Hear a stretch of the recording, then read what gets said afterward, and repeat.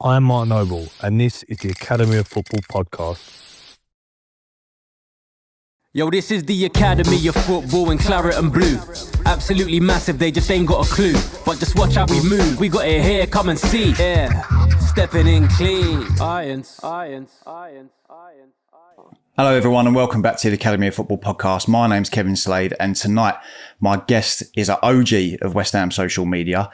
He's the co-founder of West Ham Fan TV. It's safe to say he's the face of West Ham Fan TV and he's also the legend of the only post-match fallout show on the internet. It is Nicky Hawkins. That's enough of West telling me that I'm an old bastard.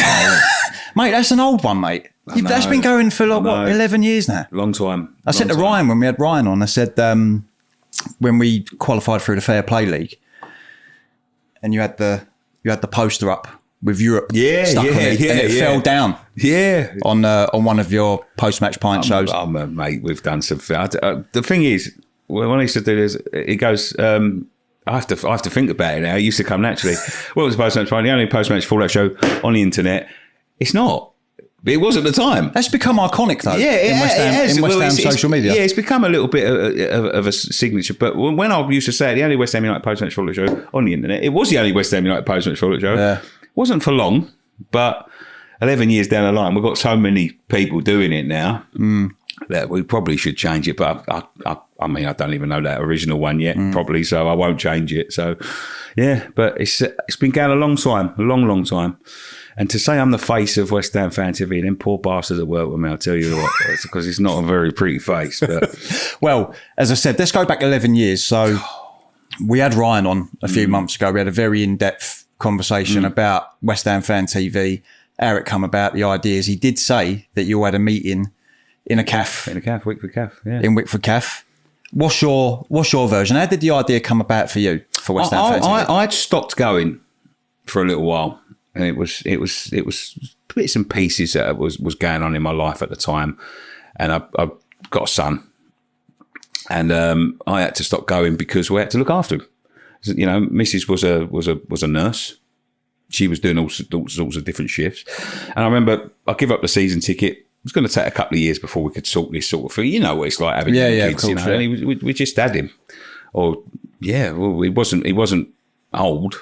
And this is when the idea first came about the concept. And I remember I was sitting there on a Saturday and I was watching the games on the town. I don't even miss going to these games, really. What I do miss, though, is I miss going in the pub and talking to my mates and the social side of it and talking about it on the internet, in the pub. And I thought, maybe we could put that on the internet, because if I miss it, there's got to be people all around the world that miss it. And that was the idea, where the idea come from, the very early concept of it. And I sort of sat there and think about it. Now, I didn't have a fucking clue. Can I swear on here? Mate, well, I already have. You can do what you want, mate. Yeah, but I didn't have a fucking clue. And I mean, not a clue about how to film something, the sound, the editing. And I think I had a look into it. We've got this shitty little camera. But if you ever go into any sort of production, video production, the main thing you need is sound. If your sound is good, you can get away with shit picture, unless it's fucking filmed on a potato. And we just so happened to find a little digital recorder that we used to stick on a table, and it had perfect sound, right? So we got away with it. If that sound had been shit, I don't think that would have lasted a month, right? But when we went in early doors in this meeting, do you know what I done? I drew pictures. Because I didn't know what I was talking about. This is where we're going to have the camera. This is where the camera's going to. That's all I was doing. Sketching out what we was going to do. Then we had some discussions with a guy who went on to do the Late Late Show with James Corden. I don't know whether James used to do. Yeah, he used to do the KMB podcast with Chris Skull. Yeah, I can't remember his name. James Longman. That's it. James Longman. Yeah. Longers, yeah. And I had a discussion with him who was very helpful in the time. And he went, you're going to need a multicam setup. And I'm like, fucking hell, I can't even do one.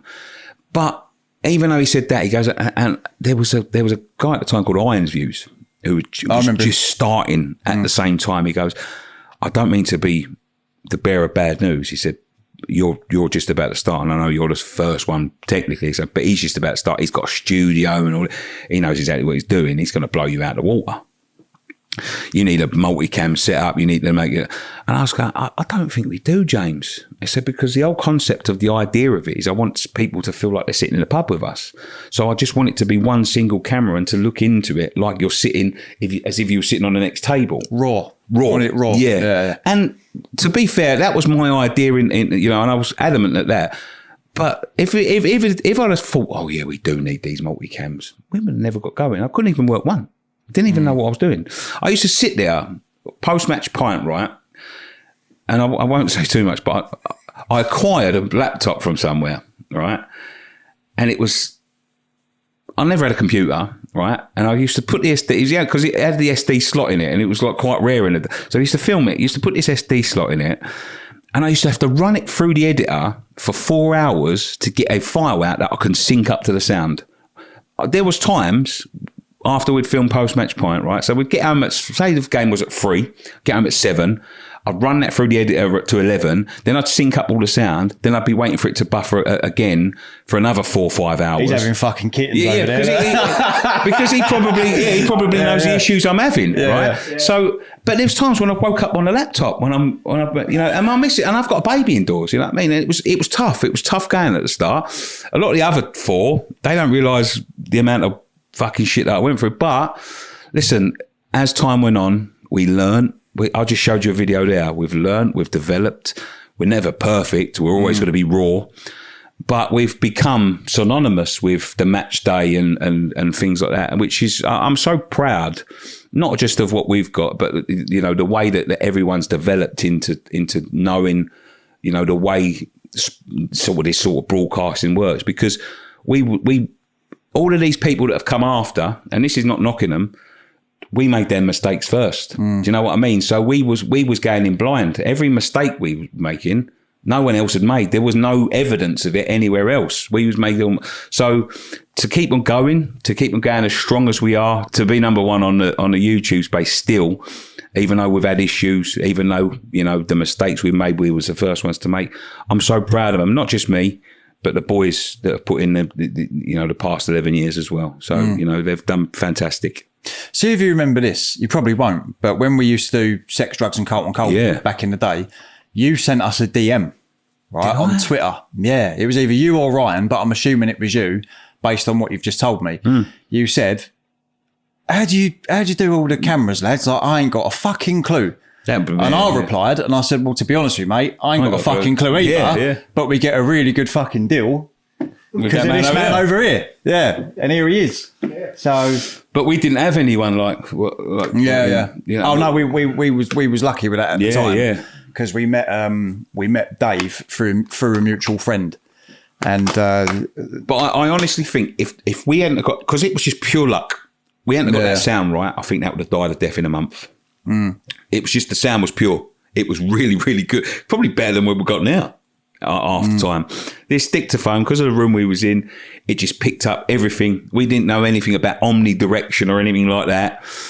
We just put this, and it was perfect sound. Yeah. And no matter what you do, get your fucking sound right. You ain't got the right sound, you're fucked. Yeah, I was told about cloud lifters and all. No idea about all that. Yeah, but I know a bit about it now. But at the time, it was just a dictaphone, and we used to sync up the sound by hand. There's no program doing it. I sat there and fucking synced it. We was very, very lucky. Like the way, if we'd have run into any issues there, we'd have been dead in the water. I mean, listen, mate, it's a blinding concept, Post Match Pint, because as you said, you wanted it to, well, pretty similar to this, really. Yeah, of course, yeah. Just sitting at a bar, chatting with your mates, talking about. And people have copied it since. Bigger clubs have copied it. I know, yeah, I know. So if we're going back to 2014, this is when West Ham Fan TV was founded. It was 2014. Yeah, it was. Yeah. Social media was big, but no one was really doing anything. No. So it was yourselves, it was Sex, Drugs and Carlton Cold. Yes. It was Iron Views, and there was one more, I can't remember what it was. Was it the ginger geezer? Yes. What was his name again? Hammer and Talk. What happened to him? I know, I can't say on the podcast, I know what happened to him. Because he just fucking vanished off the face of the fucking earth, didn't he? Listen, Jay was a lovely guy. He had a couple of issues. I'll tell you off camera, but I don't... Yeah, it wasn't good. So there was the four of us doing the West Ham stuff. At the time, Sex, Drugs and Carlton Cole, we had a concept where we didn't want to be on camera. We just sat there with the guest or with the personality or whatever, and the captions came up. You guys were really, really raw. And I remember watching, I've said this to Ryan on a number of occasions as well. I'd say you're the passionate one. Scott is like the brains of fucking football. Yeah, because Scott will come out with something sometimes, and I think, what are you talking about? No, and then when I really think about what he's just said, I'm like, fucking hell, yeah. He knows his football, Scott. You're right. And then you got Graham as well, who's a lovely fella. Lovely fella, Graham. He's not on his planet though, Graham. Yeah, lovely fella. Yeah, you'll never meet a better fella than Graham, but sometimes he's not on his planet, and I love him to bits for it. I love him. And then you got Dan that come into the fold a little bit later on. You two. Talk me through you and Dan, because you and Dan are just at it like fucking cat and mouse, aren't you? Well, I think he talks bollocks and he thinks I talk bollocks, and I'll let him know and he lets me know. Which is, listen, the thing about content is, it's very entertaining. It can be annoying. There was one time when me and him got into such an argument. I told him I was done. I wasn't coming back. And on camera or off camera? Off camera. He shut me off of a stream. And obviously, it's my, we co-founded it together. And basically, he was chucking me out. I'll never come back on. And then afterwards, I said to him, right, you ever do that to me again? That's it. I'm done. I'm not fucking doing this anymore. I've had enough. 10 years is enough. You can fucking shove it up your arse. And I was saying to the others, either he goes or I go. And we worked it out in the end. But I do get passionate. I do, and I'm an idiot sometimes. You know what I mean? And I'm annoying, and I'm arrogant, and I don't mean any of it, and I don't mean any of it, and I swear down. But I'll always say this, and I've had many fallouts with people over my life, and anyone ever known me to have a fallout with anyone, that includes Dan, includes Ryan in the past, includes Scott in the past. I can bury the hatchet with anyone. You know what I mean? As long as I know that it's done for the right reasons, I'll never hold a grudge. Yeah, and I'm always willing to work past it. I really am, you know what I mean? And people will attest to that. Listen, I've had blazing arguments where I wouldn't talk to people, other content creators. Now they're some of my best pals, you know what I mean? I'll never hold a grudge, and people will attest that to me. You know what I mean? I could be awkward, I could be difficult in the early days especially. And I felt I was a little bit of a rebel, you know what I mean? And a little bit of doing things different, but I can't be bothered with all that anymore. All of this nonsense. We see all this, recent nonsense going on I can't be bothered with any of that anymore. Listen, it's a very difficult hobby / job to do. If you're lucky enough to do it for a living, it's very, very difficult to do because you don't have any set hours. You've got to get everyone together as well when you want to do a stream or when you want to interact in person like what we're doing now. It is very, very tough. So tempers are going to flare. People are going to fall out. Things are going to be said. Of course. But at the end of the day, we're all doing it for this fucking football club. I respect everybody that does it, whether I agree with what they do or not. If you're doing it, it's hard work. It's hard work to keep it going for any amount of time. We've seen people stick around. We've seen people come and go. We've always been there. You've always been there. Some people have gone away for a while. You went away for a while and then come back. We've always been around, and we've seen. But anyone that's doing it, I will always tip my hat to anybody that does this because it's hard. It's hard work, and I know people out there are going to say, "How hard is it?" Rather than it's hard work. Getting up for a warehouse at 4 o'clock. I've done that as well. I've done that for 10 years as well as this. You know what I mean? I got up and went to work. I got up, come home from Newcastle at 2 o'clock in the morning, 3 o'clock in the morning, then got up at 4 o'clock in the morning to go back to work. I've only just started to do this for a living. So, but anybody that does it, I really respect them because it is difficult. It's difficult to carry it going. It's difficult to keep your motivation. And it's difficult to sit there and talk about this shit all the time, to be honest with you. No, you're right. There are times where, as you know, we've just recently rebranded and relaunched under a brand new name, brand new podcast. There has been times, even now, where I'm like, I can't be fucking bothered to do it tonight. But you've really got to dig deep, and especially if you're building as well, like from scratch again, you've really got to dig deep and really. That's where we fell off a little bit a few years back. The motivation goes. You get burnt out. I was burnt out really badly. You know, there was tensions running between friendships because people thought things weren't fair and you know, it weren't fairly being, you know, there's more responsibility for other people and people making decisions without consulting other people because we are co-founders. And tensions run high and I got burnt out. And there was times when I thought, well, this is it. But it got so big that I thought, I can't stop now.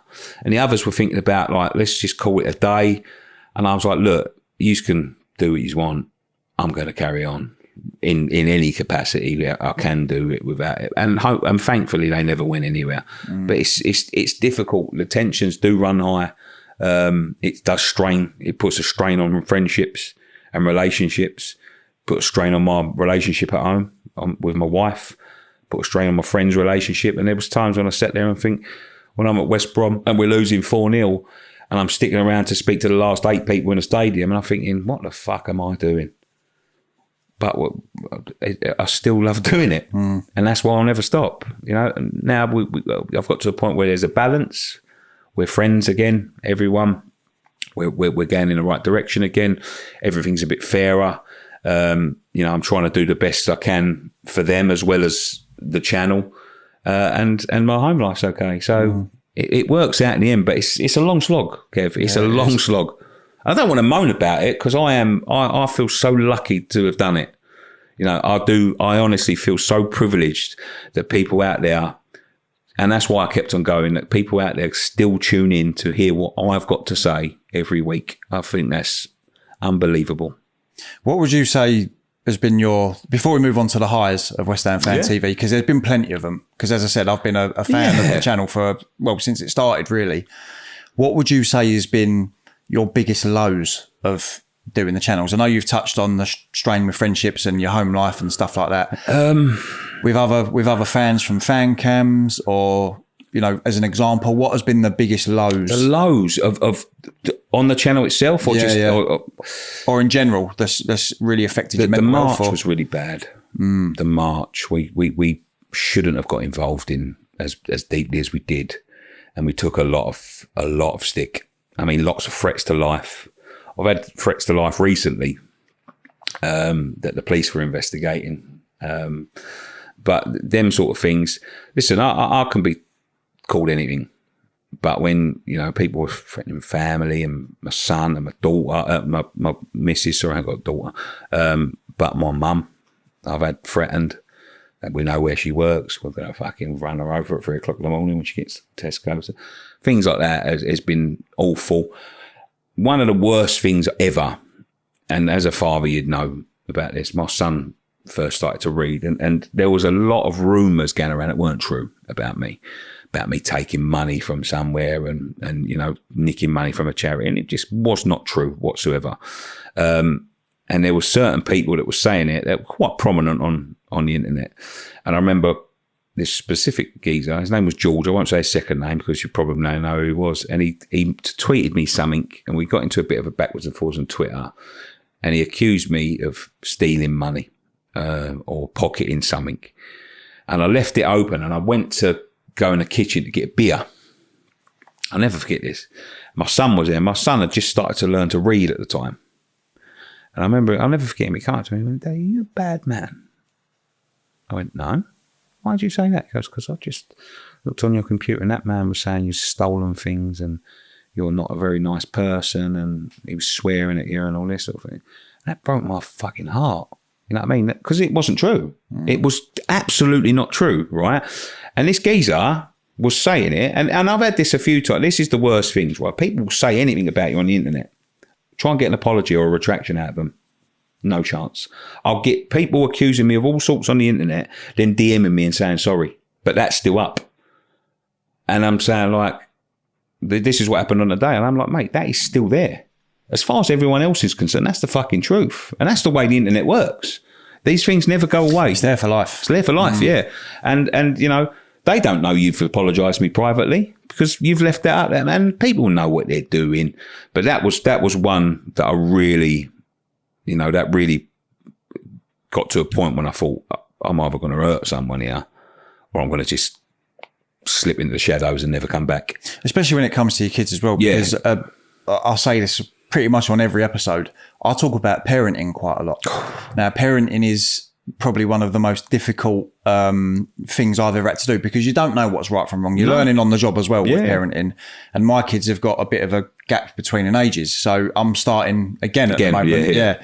So I've learned quite a few lessons, but my oldest daughter has said things in the past. It really wrenches your heart. Mate, yeah. And I'll be honest with you, at that time, I saw this man, if he'd have been in front of me there, I think I would have murdered him. And I promise you, because it was totally unfounded. It was out of order. And he knows it is out of order. And it's only to try and get under your skin. And it was someone that was involved in quite a high position in a fan group. I'll just say it like that. And it was totally fucking untrue. And he brought that out. And although I could dismiss it, my son read it. And I thought, if he'd have been there right then, I would have punched his face in. But from that, Kev, I sort of started to learn, don't interact with these people, man. Like block. The block. That's it. Block and move. You know what I mean? And that is where I am now. I don't get into any arguments on Twitter anymore. I don't feed these people's egos anymore. You know, I've seen recently content creators calling us all names under the sun.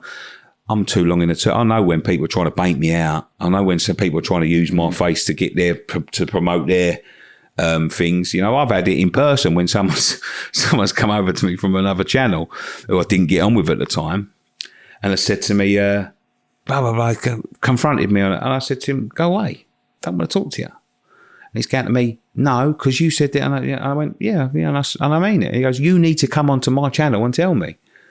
I said, "Why? Why do I?"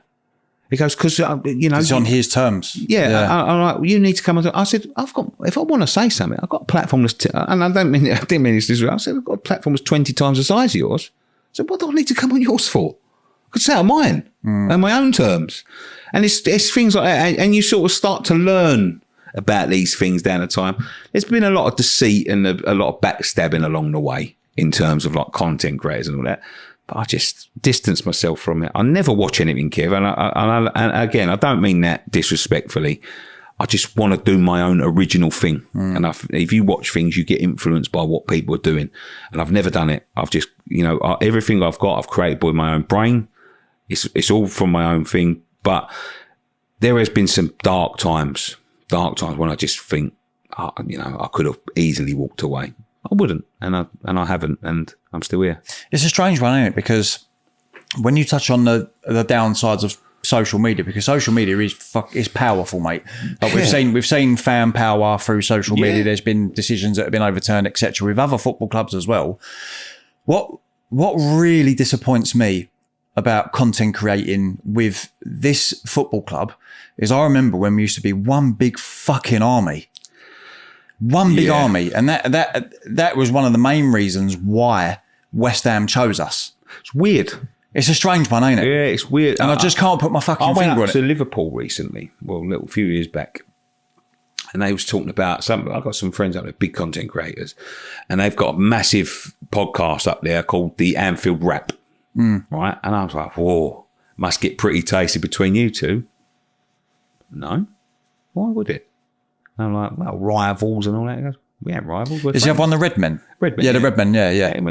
We ain't got no issues with them. We help each other. And it was a bit weird because I thought, that never happens at West Ham. And we are the same sort of people, same sort of working class people. Everyone that seems to come in our world seems to want to get one over on each other. And as I said, I'm too long in the tooth for it all now. I'll just let them get on with it. I don't get involved in any of this nonsense anymore. It is a strange one because we're all a similar age that do this. Like we're all sort of in our early to mid 40s, should we say? I'd say we are the last. No disrespect to any West Ham fans under 30, by the way. Let me make that clear. But we are the last of say that come through at Upton Park, and you know, and you knew what it meant to. It is scary. You knew what it meant to support West Ham, and you follow your dad and your grandfathers, and you know.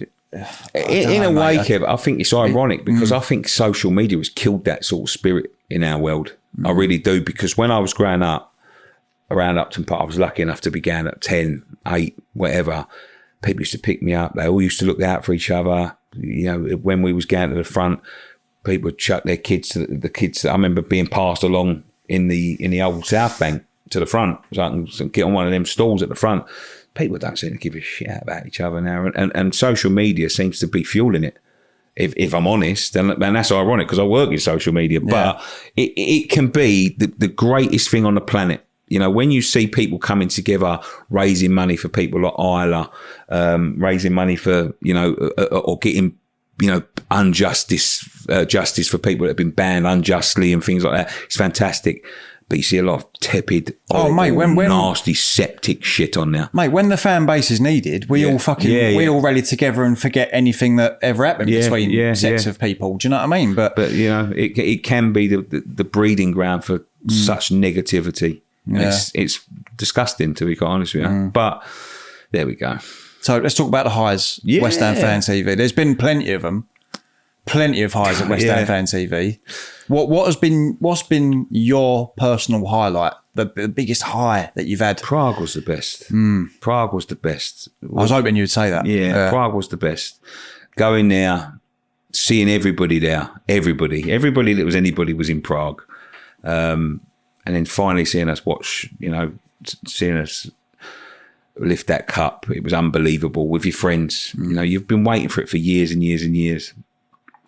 But some of the people we've met, and I'm not talking about, you know, we've been lucky enough to interview some big people. We've been lucky enough to interview film stars and the best players that have ever played with this football club. But the people that always get me is the normal people, the people that you still, like you, meeting yourself and, you know, people like Gio at Hammers Chat and things like that, and keeping friends with them, people that still come and see us at the fan camps, people that just get joy from, you know, I've had some such heart-wrenching messages from people that said, especially during lockdown, you kept us going. You know, I've had some bad times, and every time I had a bad time, putting you on the TV always seemed to bring me back down to earth and made me feel better about myself and got me through it. And there are the things that are important.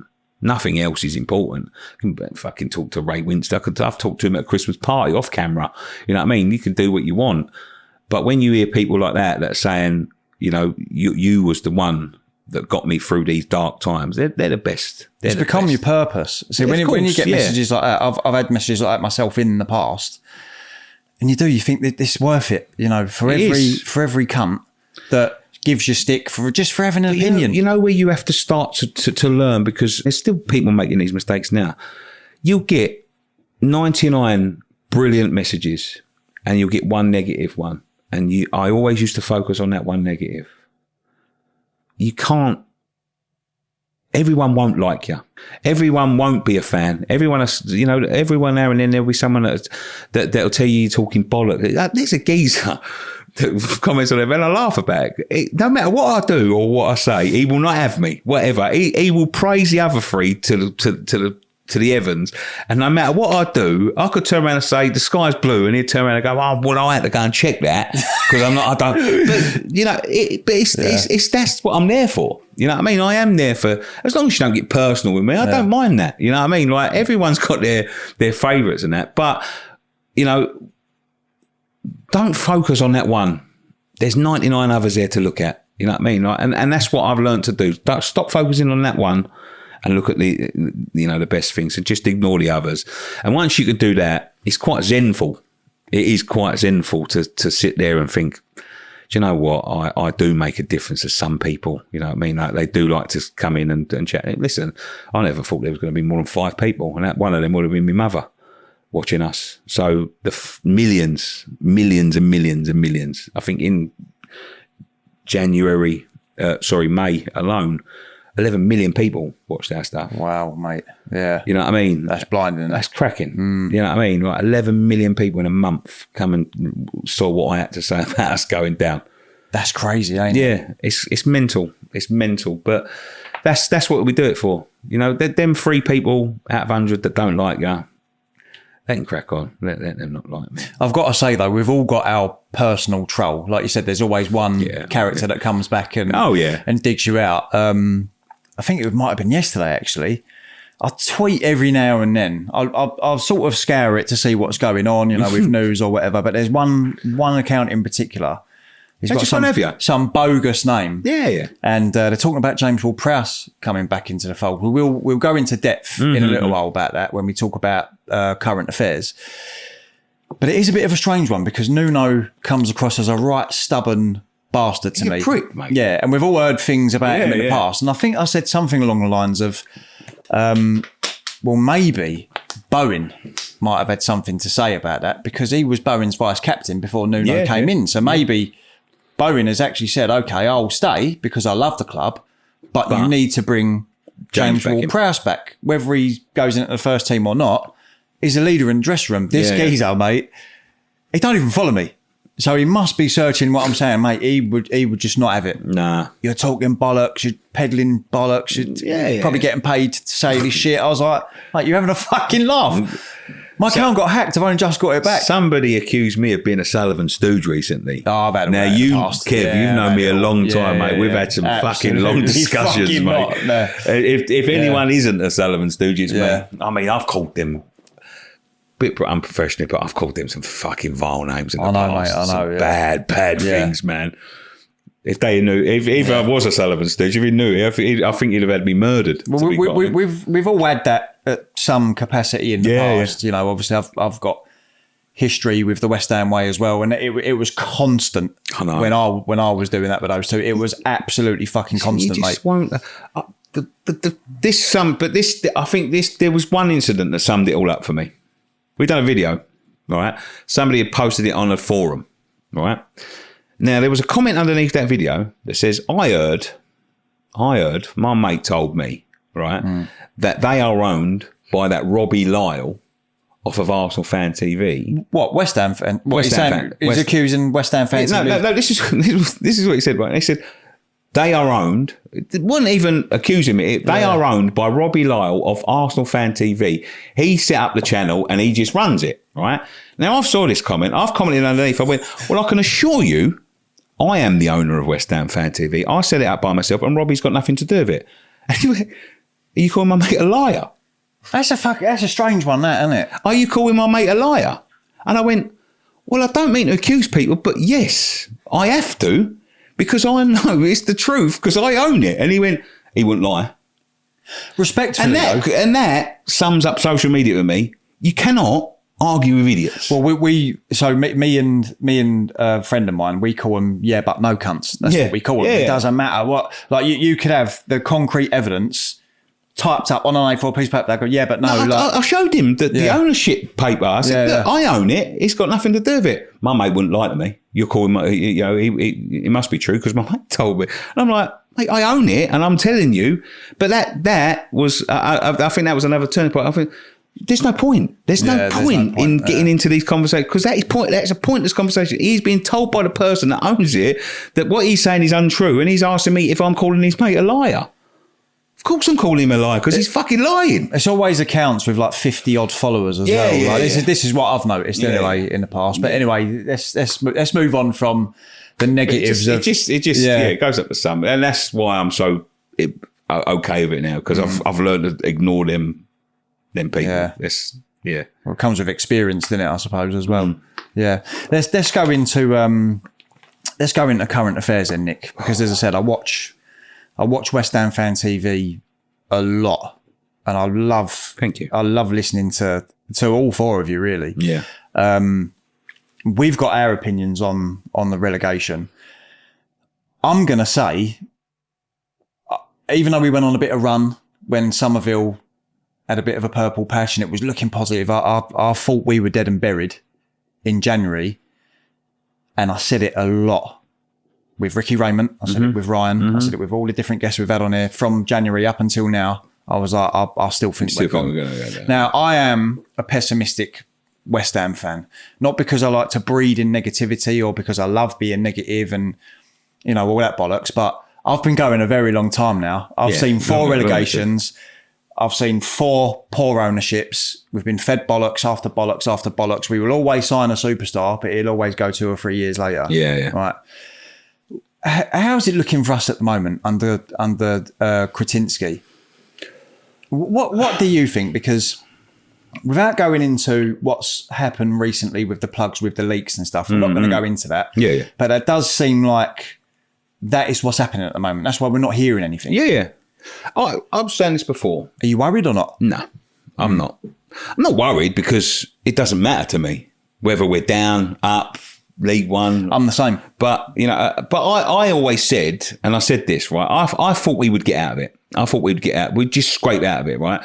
Then when it come down to us and Tottenham, I started to have a few doubts. Although I was trying to be positive, and Kev, you know me. Yeah. I don't try to be positive about nothing. I'll say my opinion. But I honestly thought we would get out of it. I thought we'd just scrape out of it, especially that weekend where they didn't win and we beat Everton last minute. I thought that could be the turning point. And then we fucked it, right?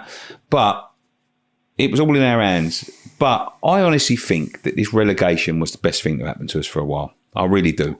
Because I think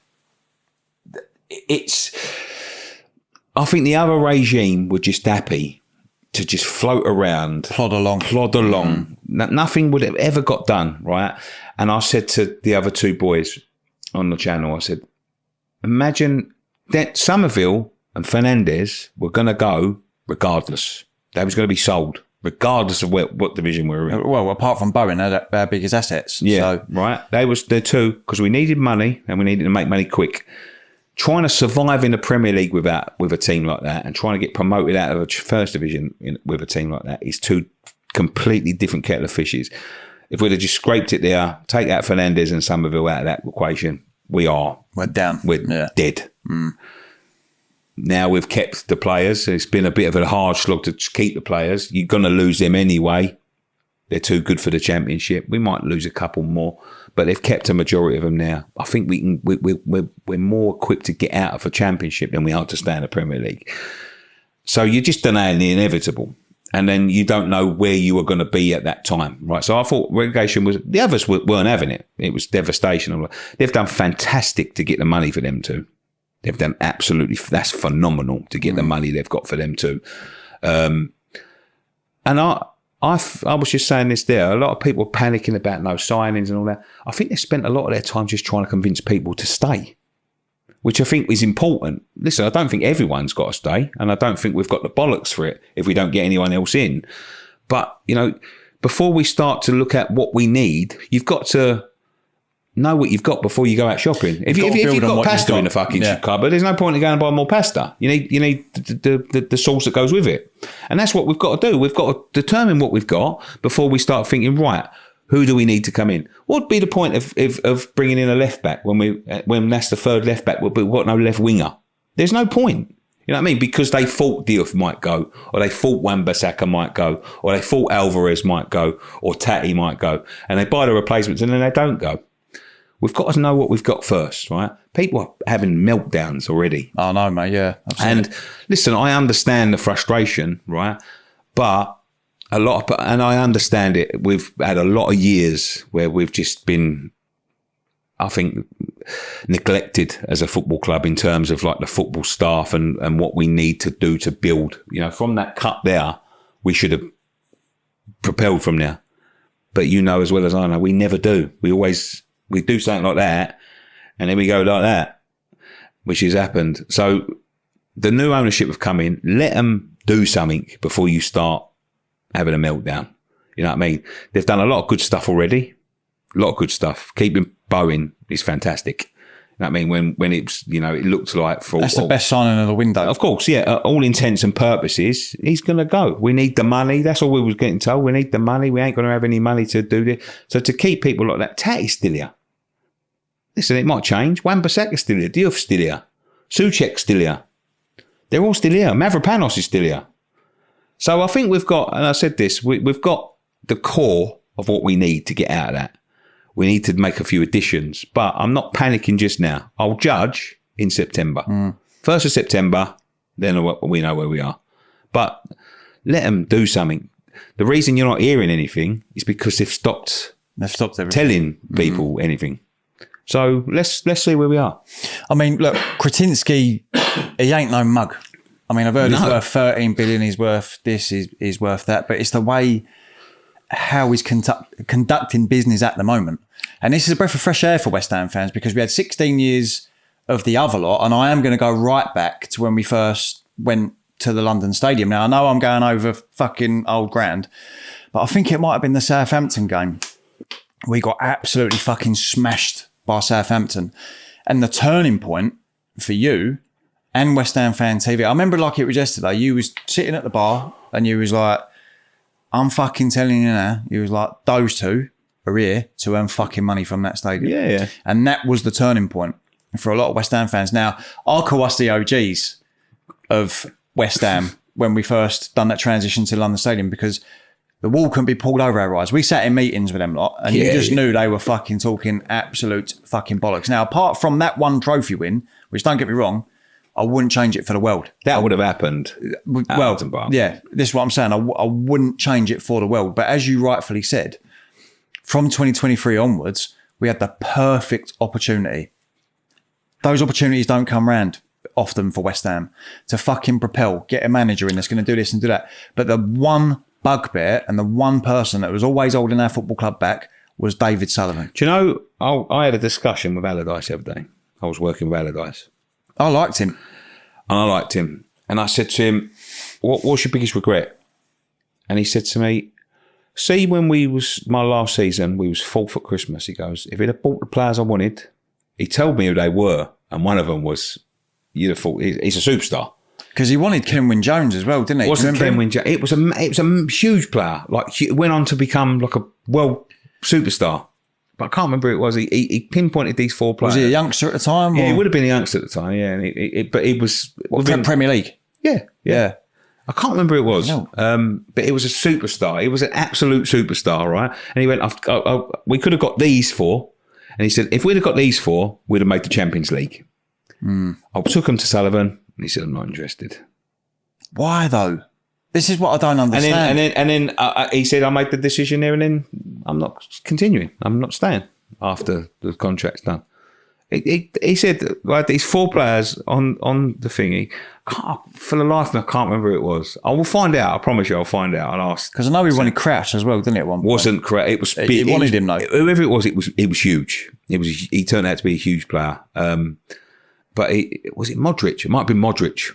Right. It might have been Modric, someone like that. It was someone of that ilk, though. So someone who went on to be massive.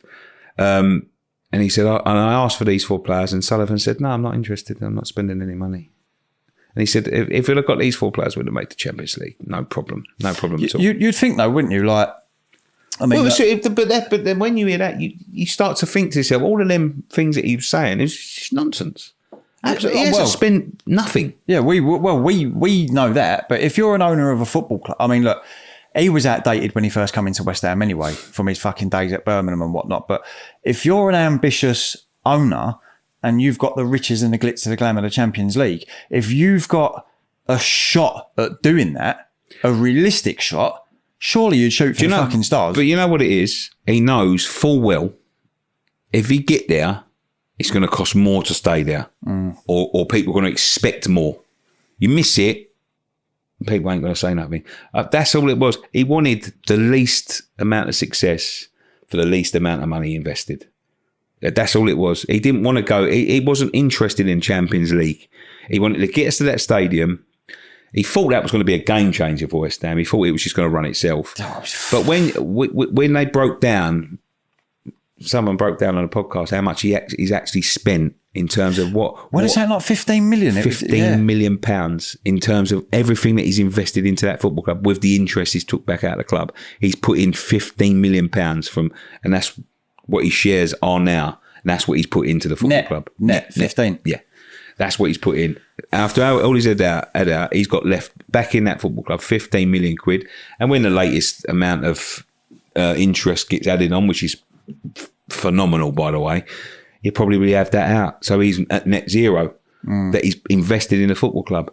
He knows if he invests into that football club and gets us to the Champions League, he's going to have to stick another 400 million quid. You can't do it now, but you could then. Yeah.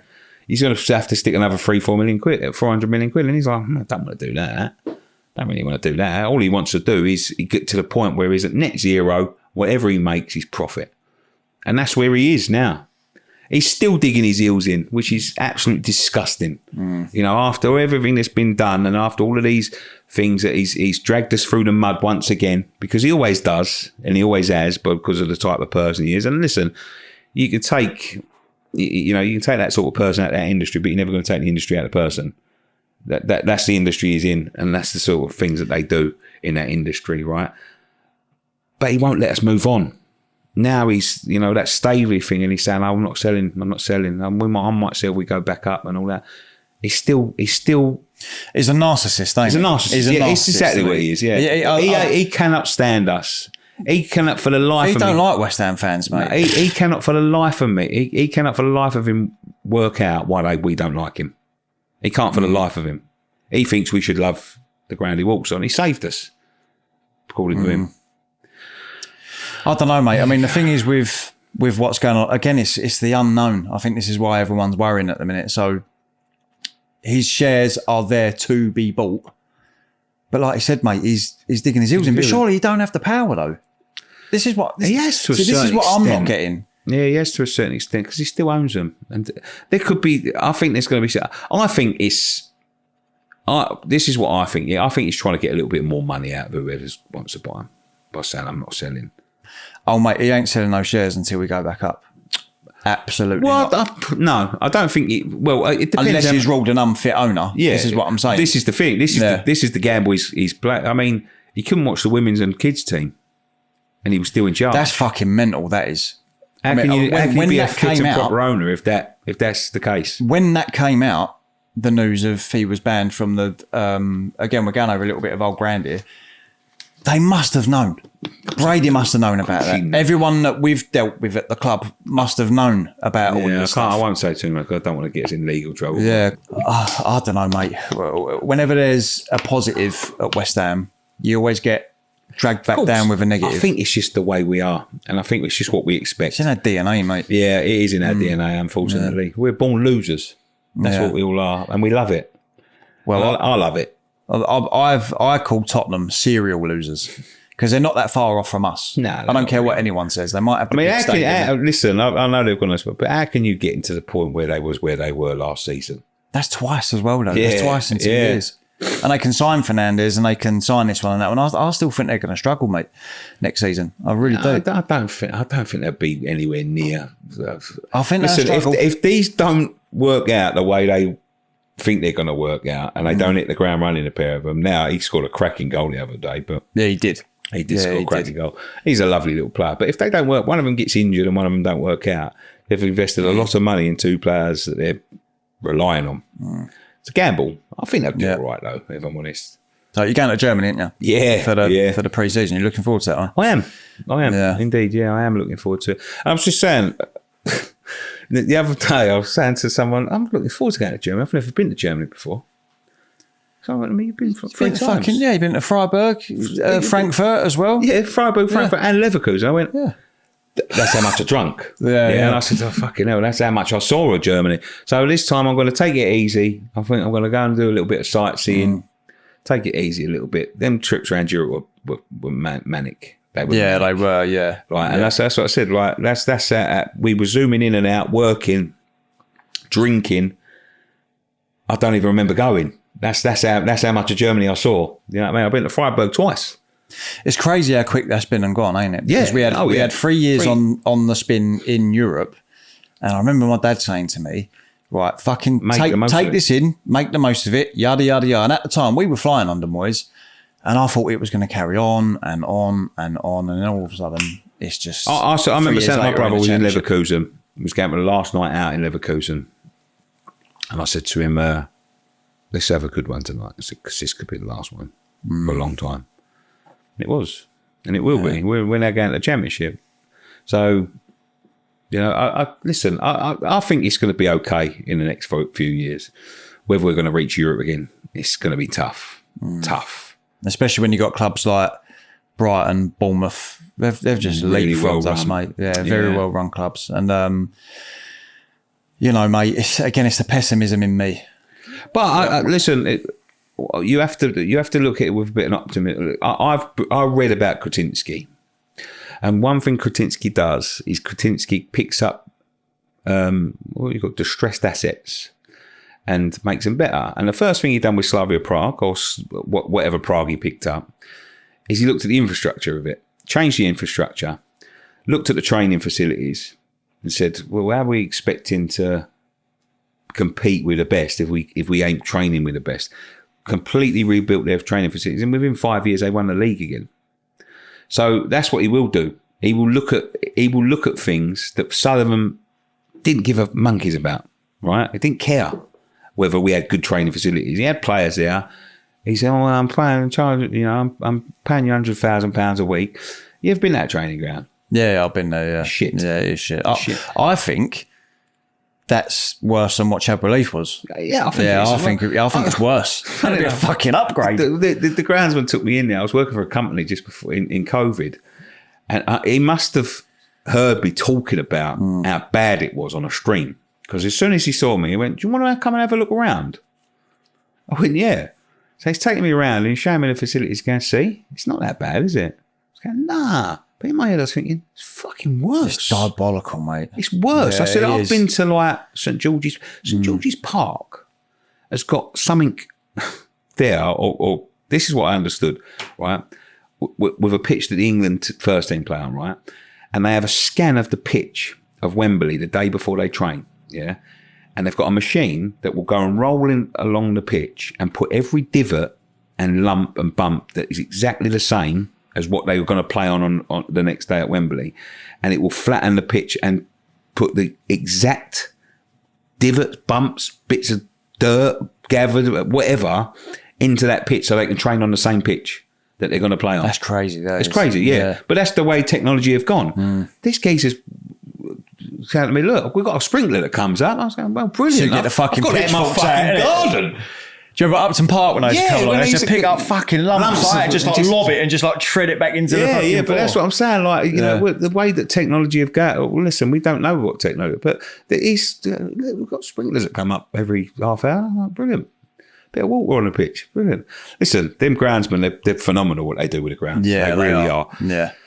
And Doug has been there a long time. Oh, Doug is a lovely fella. Yeah. Doug is a lovely fella, mate. He was walking around with me and he was saying to me like, you know, it's not bad as you think. No, it's fucking worse, Doug. You know what I mean? Yeah. But obviously Dougie's not going to say a bad word. They work hard and they're proud of, you know, notoriously proud people in groundsmen. And they should be and all because they do a fucking good job. Have you been on the pitch at the Boleyn? Nah. You've never been? Mate, I went on a training pitch once and Dougie flew in an estate car and fucking dragged me off by the ear roll, mate. Really? I'm not going to say too much, but I've played on a pitch in the Boleyn. Yeah. I played on it twice. Yeah. I'm not going to say too much, but the last season at the Boleyn, I ended up on the pitch. I remember, yeah. This is before the season finished. Yeah. And I've always, ever since I was a kid, I've always wanted to know what the stadium looks like when you're in that centre circle. And I've got to say, mate, I remember looking at the pitch and thinking, not great. It's fucking covered in sand. Yeah. This is like Premier League like level, you know, like higher. It's just absolutely fucking covered in sand, mate. I played Upton Park twice. I scored 2 goals. Did you? Yeah. Never had the opportunity to play. No, actually, that's a lie. I did have an opportunity to play there when it was shut, when it was done. Yeah. And I was on holiday. So I was actually looking at flights to come back. Well, I'd done an injury 2007, which finished me playing football. So it was before then I played there. I won a competition with Carabao. Carabao? Might have been Carabao, who was one of our sponsors at the time, to play there on the last day. And I couldn't. I can't play. So I give it to Ryan. I said, Ryan. Oh, we did play there, didn't he, Ryan? Yeah. That was because it was one of these investment companies that used to be, you know, and I won the competition. They said to me, like, you've been invited to do this 5-a-side. And I said to Ryan, go and play that because I've got to be walking. It'd just be a waste of fucking time if I went and done it because I've already played there, scored twice. You know what I mean? So, what's your plans, mate, for this season for West Ham Fan TV? Same thing. Yeah, we're a lot of games to go to. Yeah, look, I'm going to try and go to every one. I'm having trouble getting tickets. I am, which is weird because I've been to every fucking. I can't get Watford.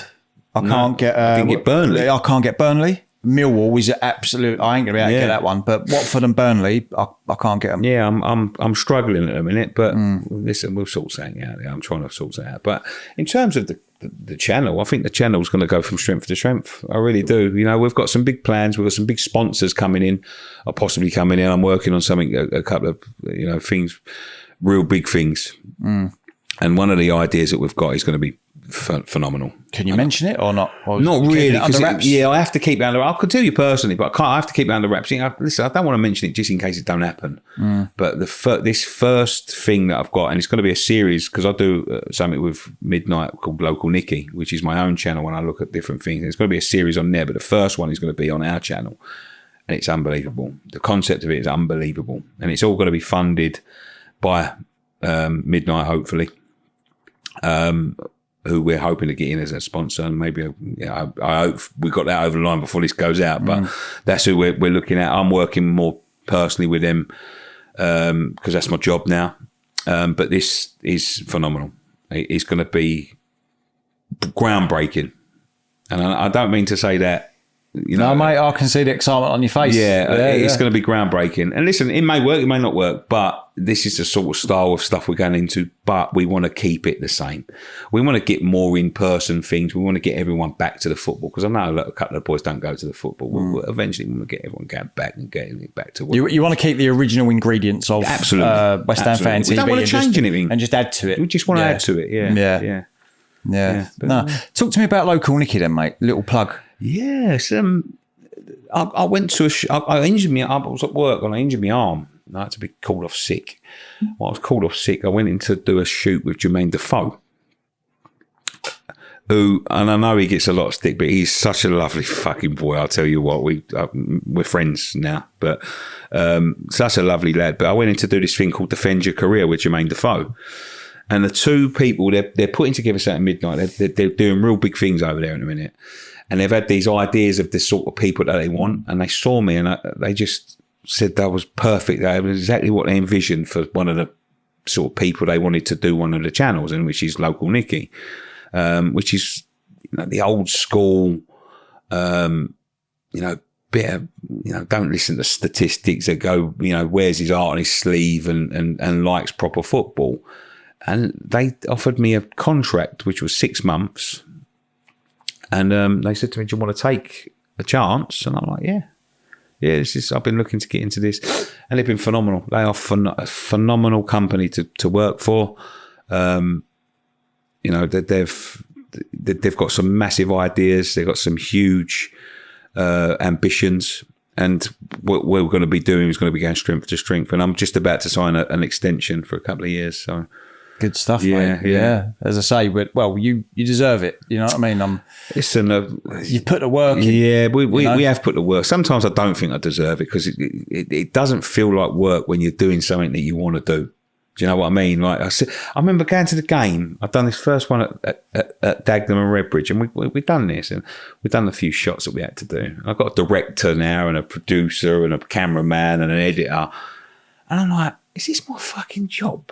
Are you sure this is my job? And he's like, well, yeah, that's what you get paid for. Yeah. I couldn't believe it. You know what I mean? Because I've done it so many years as a hobby. And where we're trying to do now is we're trying to bring all the original boys back in to get them. So this is their job. You know what I mean? And we hope we're going to get there. But, if you're a fan of West Ham Fan TV, I know there's, quite a few out there, don't go anywhere because it's going to get better. Better. Bigger and better. Good stuff, mate. Even though we're in the Championship. Well, do you know what? I was actually going to mention that. So when we went down, a lot of content creators were worried that it was going to affect their channels. We had to do a business. And stuff like that. I don't think it will. Of course it won't. I don't think it will at all. Because I said on the last pod that we had, it doesn't matter where you fucking go in the world. I've recently been to Rome and I had a little train, like New Balance train top on. Mate, I was getting fucking stopped left, right and centre by Italians. And they was like, you're going back up, don't worry. Like, I remember going to Rome and I had to swap shirts with someone. Yeah. They love West Ham in Rome. They love them. 50,000 season tickets. Yeah, unbelievable. Phenomenal. Phenomenal. If that other lot down the road would have gone down, they'd have sold 5, I reckon. Yeah, no, I said that. And that's not because of my dislike for that. It's just club. It's just the way West Ham. We always pull through. We always do. Yeah, always. You know, I've got a little bit more respect for Tottenham, and I think they've got a little bit more respect for us from that last couple of battles. And they have got some hardcore fans, Tottenham. But they've never been in the mud like that before, have they? Well, in the Premier League era, anyway. They've never really been in the mud. And I don't think they have been relegated, have they? Once, maybe. Not from the Premier League. It was in the 70s, wasn't it? 70s, yeah. It was in the 70s. So they've gone down once. Under Birkinshaw, I think, or did Birkinshaw take that? I can't remember. Do you know what, Dave? I don't know, and I don't fucking care. Yeah, I don't care, but I've got a couple of Tottenham mates, good friends of mine as well, when they're unbiased Tottenham fans. Yeah, so I've yeah. also got mates that are just, mate, one of them in particular, just win don't the league, leave me alone. Yeah, we're winning the league, we're doing this, we're doing that. But that's the first time they've really been in the mud. And I think you're right, you know. I think when it comes to the crunch, they're looking at what happened at the end of the season. And a lot of them thought they were going to fucking go down, you know. They thought they was gone. Yeah, they thought they were gone. Yeah. Yeah. One of them FaceTimed me and he was like, We're done. we're done. I can't believe it's that. And I'm laughing. And he's like, you're in the bottom three. Why are you laughing? I went, mate, do you know how many fucking times I've been here before, mate? Yeah. It's like water off a fucking duck's back. You know what I mean? I remember going into to shoots with the so-called top six. And one of them's Tottenham, and he's fucking panicking. And I'm just sitting there. Ain't you worried? No, not really. I fucking enjoy the championship. What happens if you go down? When we go down? Mate, I'd get a season ticket if we played at fucking Penrith Park. That's it. Yeah, I don't know. When we went down the last time, I really enjoyed the championship. My favourite away day from that season was Barnsley away. And you get some cracking days out, mate. You really, really do. I remember a couple of years back when we went down, I went to, I think it was Derby or Bolton or somewhere. That was cracking. I'm looking forward, mate. People were coming to me in the chat and going, "Oh, enjoy Lincoln away," and I think, I will. That is exactly what I will enjoy, because I'm absolutely sick to the fucking back teeth of going and watching Man United going up there and getting spanked, and the referee giving you no decisions. I'm sick of VAR.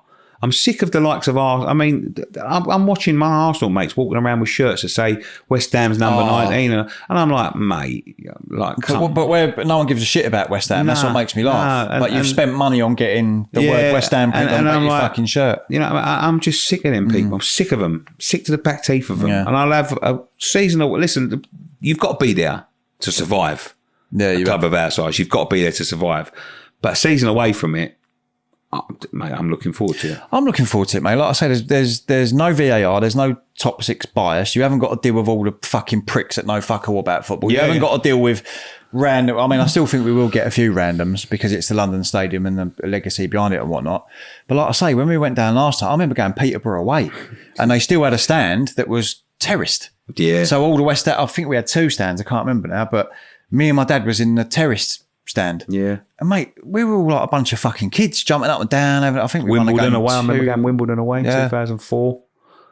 Which was, mate, listen, they're the football grounds I want to see. I've seen the Emirates 20 fucking times. Been there loads of times. I've seen the Old Traffords. I've seen the White Hart Lanes. I've seen the Evertons and the Liverpool. I want to go and see the Lincolns and the Portsmouths again. I ain't been at Fratton Park, Wrexham, which they're going to be tough this year. Yeah, they are. Yeah, they are. I watched them the other night against Leeds, and it was phenomenal. Yeah, they are. They're a good side, Wrexham. Yeah. I've been there once, and that was in 1997. Yeah, when a Porphyrio game. Yeah, and I was there as well. Was you? Yeah. I didn't know that. It was fucking freezing, wasn't it? Yeah, it was the snow. Yeah. Was it January? Yeah, it was January. Because we lost the replay. Yeah, we did. Yeah, because this is before you had like internet on your phone and all that shit. And I remember my dad saying, "We don't know if the game's going to be called off or not." You had to go and have a look. Yeah. And then I remember the snow like scraped off the lines, and he hit that lucky shot, wasn't it? And he went up in the air and come drop back down. Yeah, the replay was funny. Well, it weren't funny at the time, but that was when Richard Hall broke his foot. And that was And I just remember because I used to sit in the old West Stand. I love talking about Upton Park, I really do. And it's before they built the Rio Ferdinand stand, as we called it. We had some. Do you remember this? Was you at that game, the replay? Yeah. Was you there? Yeah. Do you remember the fella in the leather jacket? Yeah. Do you remember the fucking skinhead? And he just walked straight over to the Rexmen with his scarf, and I was like, this is why I love this fucking football club. This is exactly why I love it. Yeah. Because you get people like that just don't give a fuck. Don't give a fuck, mate. Yeah. And I think that's what separates us from that lot I used down to the sit road. Bobby Moore at the time. You was in the West Stand as well for a bit, weren't you? Because I used to see you and West Scott. Stand, yeah. You used to sit with Scott, I didn't ended you? up in the West Stand, yeah. But I was at Bobby Moore. Me and my brother and my mum used to go, and Ryan. Yeah. And Bobby Moore, lower, for years and years. It's funny because I also often think about them people, and people do come up to me because when you're on like YouTube and that, you people come up to you and start talking to you like they know you, and you have to work out where the fuck do I know you from? You know what I mean? Do I know you personally, or you just see me? And like a couple of people said to me, I remember sitting next to you in the Bobby Moore stand. We never knew you was going to go on and do that. And I was like, well, I never knew I was going to go on and do that. You know what I mean? But it just goes to show, doesn't it? You go and see these people, you meet these people all these years, and they come back years later, and they still remember you. Yeah. And I still remember them. Yeah. You know what I mean? Well, So- when I was in the old West Stand, and then they kind of moved everyone only a little bit, but you still had the same sort of faces around you. There's a lad called Colin. That a shout out to Colin, by the way, because I know that he watches this. He used to sit in front of me, never said a word to him. No. Like the whole fucking time we sat together, and then all of a sudden he came up to me like, "Oh, you're right, Kev." I was like, "Fucking hell, I don't even know your name." Yeah, and then he yeah. started talking to me on Twitter, and I talked to him quite a lot now. It's strange, isn't it? Weird. Strange old It is game. weird. It is weird. Right, so I'm going to ask you a question, mate, before we wrap up, because it's been. I know we're all sweating like fucking pigs in there, aren't we? Right. Let's go back to the Upton Park era. I'm never, ever, ever going to get bored about talking about our spiritual home. Your best ever 11 from the bowling ground. From the bowling ground. I'll go Who you've seen play, by the way. Green. Green was the goalkeeper. I thought he was phenomenal. Do you know what? If I hadn't gone for Green, I would have gone for Forrest. Because I thought Forrest was I fantastic. liked Craig goalkeeper. Forrest. Yeah. Yeah, I liked him. Dixie. Well, it goes without saying. doesn't it? Ginge. Rio. Unbelievable. What formation you go? You going old go school 4-4-2. 4-4-2. Yeah. Right back. Best right back I've seen. Schimmel. I like Johnson. Johnson went on a best I've seen for a season was Schimmel. I'm going to have Sinclair. And I know he's a bit of an unpopular figure there. Pyatt in the middle. Pyatt in the middle, yeah? Yeah. You got to, haven't you? Yeah. That's a tough one, Yeah. because Carrick. obviously I was going to say you got the academy boys to go through. Yeah, I can't fit in Cole. Actually, I'm going to put Cole on the left. And the strikers, Paolo, without saying. And it's a toss-up between Dean and Defoe. Dino, yeah? I'm going to go Defoe, though. Yeah. Because he's your pal, or? No, he was a machine. And I said this, it broke my heart when he left, because he was a goal-scoring fucking machine. And he's probably the best natural goal scorer. I think he was better than Cotty. And Cotty was something. You know, I'll see Cotty later days. But as a pure goal scorer, it was Jermaine. But Dean was phenomenal. Oh, mate, And I think back to goal. Another year, because he would have been gone. He would have been good. Man United, mate. Another year or two with us, mate. Yeah, I think he would have smashed everyone. And I mean, anyone you see. But they're the ones, yeah. It's a funny one with Defoe, really, because although he done what he done and the way how he conducted himself, I know it was a very long time ago now, that one hurt me the most out of the academy boys. He very much regrets it. That one hurt me the most out of all the academy boys was Defoe. And, and a friend of mine said to me he's an Arsenal fan, I had him on for the Arsenal preview. He said to me, who's the best player that you've seen come out of your academy? And I said Defoe. I did. I just thought he was just such a fucking... For me, that's Rice. Unbelievable talent. I think Rice is the best that's come out of our academy for all of them years. I think he was better than Rio at the age when he left. I think he's the best. But they went on to have phenomenal careers. But in terms of what I saw at my club, he's the best hands down. Yeah, head and shoulders. Head and shoulders, yeah. But yeah. Who's yours? Has anyone ever asked you yet? No one's ever asked me. No. So I've done a West Ham 11 in COVID times with forgive me, fucking hell, West Ham Network. But I chose to put a bit of a spin on it. It was loan players. Yeah, we had my favourite loan players. One of my heroes when I was a kid was Ludo. So he's going in without a shadow of a doubt. I'm going to go old school 4-4-2 as well. Dixie, easy, speaks for himself. I'm going to go Rio and Bilic. Bilic, yeah. Because I loved Bilic. Yeah. But do you know what? Do you know what else as well? Is I really liked Mark Reaper at the time. Reaper was fantastic. I really liked Reaper. I used to like the little Portuguese kid that we had. Da Costa. I thought he was fantastic. He got nicked at faces. I did, was there when he got fucking nicked that did, night. We won't talk about that. But yeah, no, it was a toss up between Reaper and Bilic. I really liked Reaper, but I'm going to go with Slav. Because I just thought he was fucking unbelievable, mate. Slav. Yeah, he was good. Right back's a tough one for me. I love Seb. Hammer of the year as well. Oh, yeah, it's a tough one. And I really like Timmy Breaker as well. Breaker was... I really liked Timmy Breaker. He was so reliable. I'm going to be a bit different to you. I'm going to go with Timmy Breaker for that. Purely because he was the epitome of a West Ham player for me. He wore his heart on his sleeve. He was reliable. I'm going to go with him. On the right, I'm going to go with Sinclair as well because he was one of my favourite players at the time. He was great. Yeah, he was great. And when we signed him as well, Sinclair, I couldn't believe it because even though he come from QPR, because he was linked with Arsenal, he was linked with this one, that one, and he come to West Ham, and he actually used to live round the corner from me where I lived when I was a kid, and I used to bump into him quite a few. Could never get me fucking words out of mine, but I'm going to go with Trev. In the middle, God, mate, this is a tough one, man. This is a fucking tough one, mate. In the middle, I'm going to go with Joe Cole. Because I saw him make his debut for West Ham as well when he signed his contract on the pitch. Great memories of Joe Cole. And everyone used to rave. Do you remember the J? Yeah. Everyone used to fucking rave about this wonder kid. And when he made his debut for Swansea, I just remember seeing against Swansea. I remember seeing him do about 5 or 6 step overs, and cut the defender was on their fucking arse, mate. This is like his first touch of the fucking ball. I saw him do something that I've never seen anywhere. Old Trafford, are you going to say that? No. This was at home in a cup game. I've seen him. I don't know how he done it. He squared up the shoot. He's got the ball. He's caught it on his foot, and the goalkeeper's diving. He just flicked it over. I've never seen anything like it in my life. I don't know how he caught it. It's like, in terms of physics, it's impossible to do because he's shaped up to shoot like that. And as he's shaped up to take the volley, he's just trapped the ball and then just held it on his foot and then just gone like that.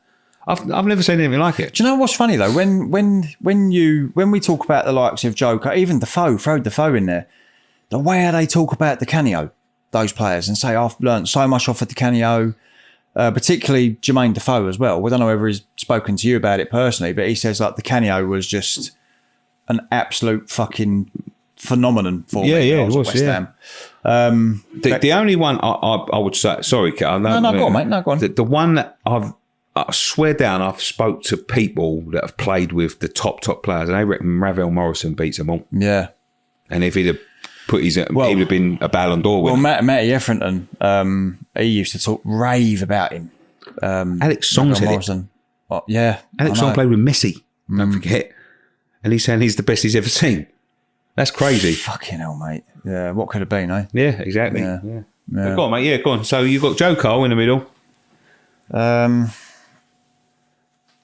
See, I love Noble.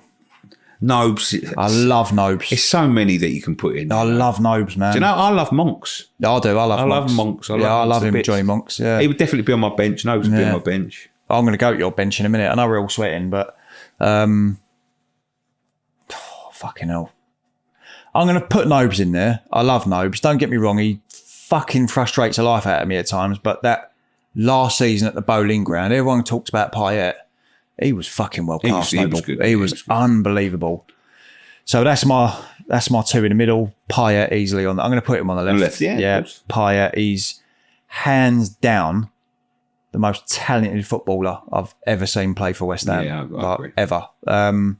And up front, I'm going to go with Di Canio and... Oh, mate. I don't know, man. I'm going to say John Hartson. Yeah. Johnny does... I'm going to say John Hartson, mate. Who's your bench? Real quick.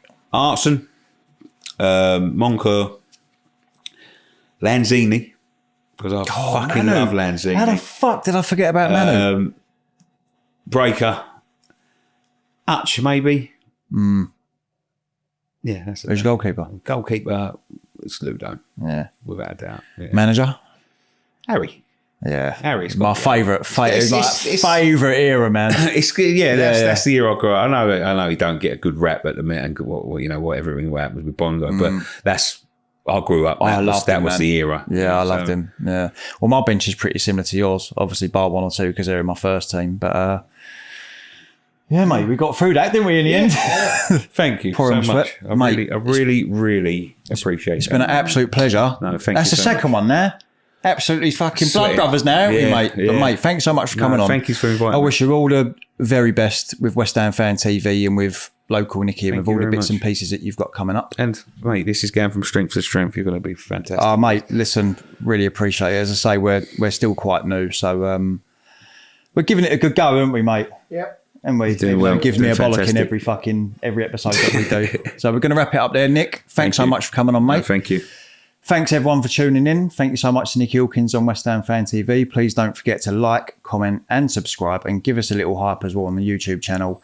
Follow all that good stuff. And there's one thing left to say. Come on, you irons.